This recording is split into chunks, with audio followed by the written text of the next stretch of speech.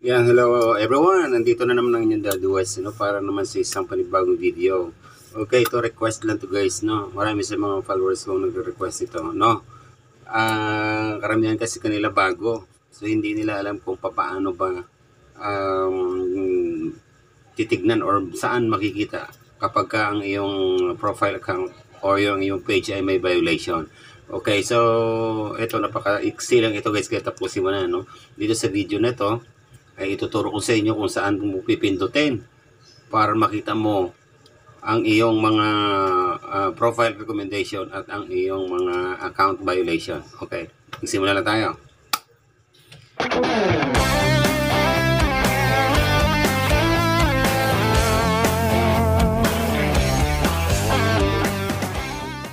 Okay, so start tayo lang guys sa pamamagitan ng pagbukas ng ating Facebook account. Okay, click lang natin yung Facebook. Okay, so i-click natin to yung tatlong guhit. Okay, so i-click natin yung ating profile. Ayan, so pwede naman natin dito makita sa view tools. Nakikita na natin yan, yung aking namumulang dashboard. Dito sa may profile recommendation, makikita mo na kung recommended yung channel mo. Nandiyan lang yan sa dashboard.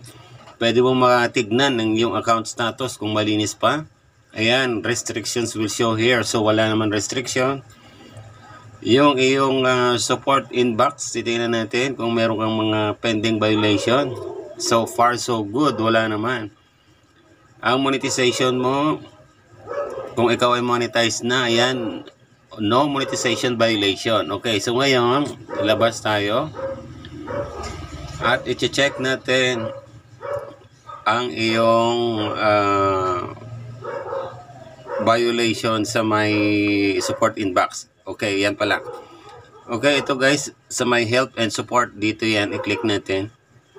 Makikita natin dito, may makikita tayo ditong help center, creator support, support inbox, report a problem. Dito yan nagre-request, no, ng mga kailangan mo sa iyong channel diyan sa report a problem. So dahil ang kailangan natin malaman ay ang mga violation, so i-click natin yan, itong support inbox. Ayan, so makikita mo dito kung may report ba yung channel mo ay in-report o kung ikaw ay may alert. So far wala akong alert sa ngayon, pero ipapakita ko sa inyo yung video na recorded ko pa noong bago pa lang ako dito nag-start.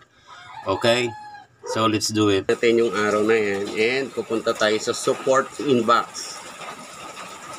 Okay, click support inbox. Kung may makikita nyo your alert, meron pala akong alert. Diyos mio marimar. Ayan, nakalagay dito 3 alert at 2 copyright. Okay, so ang gagawin natin yan, mga langga, pupuntahan ko yan sa page ko or sa account ko at buburahin ko yan isa-isa. So sa inyo din mga langga, baka meron din kayo niyan. So yun nga mga langga, check nyo palagi, baka meron din kayo niyan. Meron kayong mga violation. So doon lang yan nakikita sa support inbox. No?